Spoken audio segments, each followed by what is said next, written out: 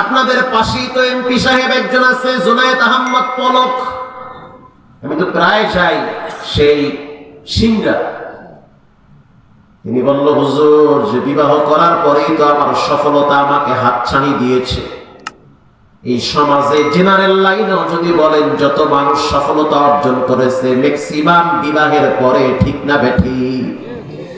ও নওগাঁর মুসলমান যুবক, এই যুগে মানুষ বেশি দিন বাঁচতে পারে না।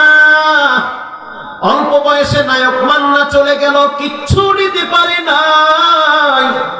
অল্প বয়সে নায়ক সালমান শাহ চলে গেল, কিচ্ছু নিতে পারে নাই।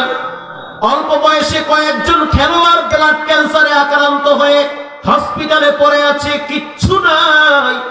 দুনিয়া হলো একটা অল্প সময়ের জায়গা, চলে যেতে হবে, কেউ বাঁচাতে পারবে না। যৌবনের মূল্য আল্লাহর কাছে অনেক বেশি।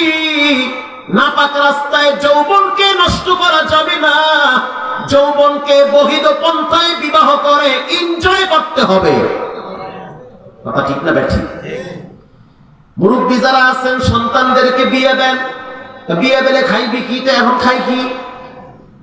এখন তো নিজের পায়ে খাড়াইতে পারে নাই, তোর পাও কি সাইড দেয়া যায় আমার দা লইয়া খাড়ায়। কথা ঠিক না ব্যাঠি?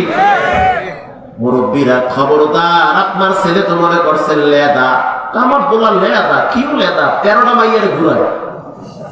কথা ঠিক না ব্যাঠি? মেয়ে বিবাহ দেন কা? মেয়ে তো ছোট মেয়ে বুঝলাম, বিবাহ দিবেন না, ভালো কথা, চেক দিয়া রাখেন। ইমোতে, হোয়াটসঅ্যাপে, মেসেঞ্জারে যেন কোনো খারাপ ছেলেদের সাথে সম্পর্ক না করে। আর যদি করে, গলায় দড়ি মাইয়া দেবেন, আপনি আগে দিয়েন।